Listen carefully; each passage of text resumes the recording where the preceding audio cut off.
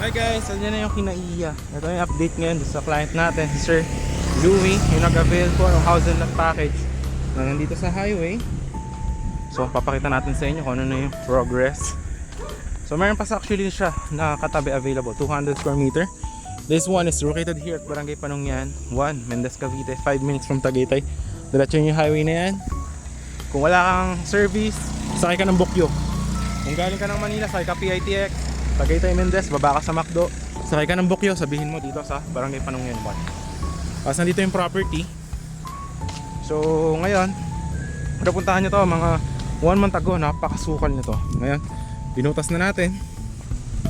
Tapos ayan na, ginagawa na yung pundasyon ng bahay ni Sir Louie. Ito yung gagawin na bahay, 150 square meter house with basement. Ayan siya, napakaganda. So dito, from this mohon, bubutasin yan, magiging concrete road here hanggang dyan, 5 meters road. Ito, okay. So yan, bubutasin siya and then diretso po doon. Yan yung may mga poste doon, yun yung ginagawa natin ngayon na house, no? Pundasyon para kay Sir Louie. Meron dito isa pang available, ito sold na to. Gagawin natin house and lot. Yan yung mga materyales, kung makikita nyo. Tsaka tayo mga hollow blocks. So kung nakakita nyo to 1 month ago, guys, grabe to. As in, hindi ka makadaan dito. Ngayon, yan, nilinis na natin siya. Tapos, ayan, ginamit natin iba. Ginawa mo ng uling, sayang din kasi yung mga kahoy. Tapos yung muhon, available tayo dito, 200 square meter. House and lot package. Ang plano namin gawin is this one, A-frame house. Ayan.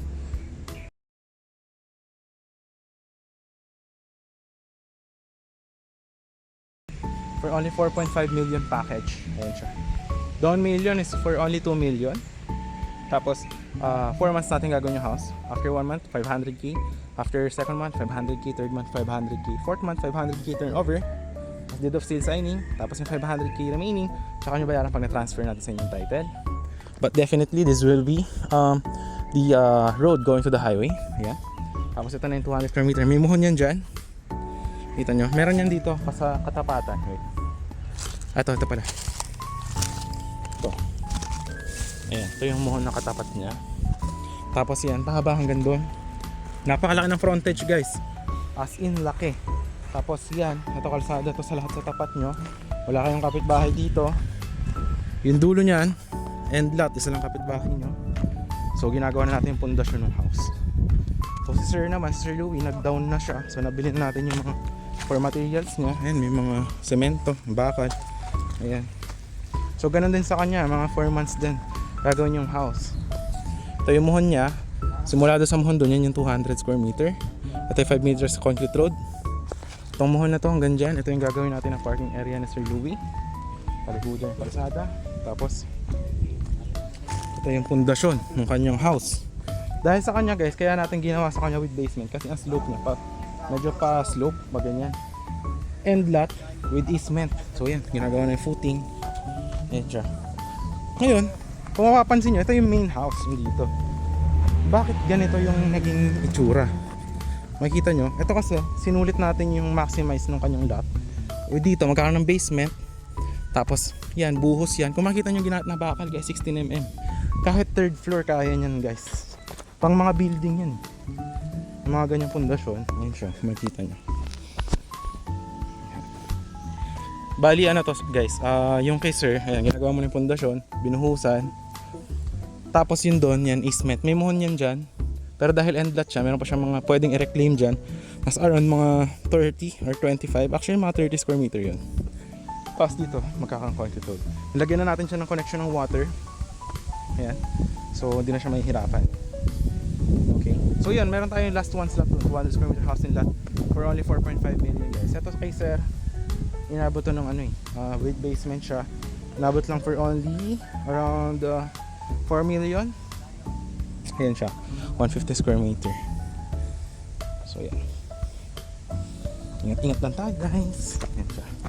So yun lang update natin here. So pag natuyo yan, Sir Louie, tsaka naman sisimulan yun dun sa may base niya. Yun lang, guys, ha. Paunahan na lang dito. So yun lang, thanks for watching and see you in the next one. Bye-bye. Welcome back to my channel. For today's video guys, meron tayong dalawang properties ng 300 square meter and 188 square meter. Watch nyo till the end. I will show you the housing lot package natin. Ito yung palengke ng Mendez, Cavite, just around 5 minutes from Tagaytay. Ayan yung public market. And ayan lang yung ating mga property. Andun lang sa likod guys. And now, ipapakita ko kung gaano siyang kalapit sa Tagaytay. Kita nyo naman yung drone ko guys ha. Ang layo, kaya niyang umabot up to 8 kilometers from where I am. So ito guys, yung McDonald's, yan yung sakaya ng bus sa tabi going to Pasay. And if you are from Manila, sakay ka dyan sa bus terminal na yan going to Tagaytay Mendez. And then baba ka dyan, sakay ka na ng Bokyo going to the property. So yan, ito rin yung hospital, katabi lang ng McDonald's guys. Ayan, napakalapit lang. So nasagot na natin yung tanong nyo, palengke, check. Transportation check, and syempre yung ating hospital at dyan, pag tumagos ka dyan sa Tagaytay boundary na yan, andun ka na sa barangay Patutong Malaki ng Tagaytay City. So just around 5 minutes lang talaga siya, literally from Tagaytay. So yung property is andito lang siya guys, puntahan natin. I will show you. Ito siya along Barangay Road. So ayan, pakita natin sa inyo guys. Ang landmark ng ating property, search nyo lang is Cupita Cafe.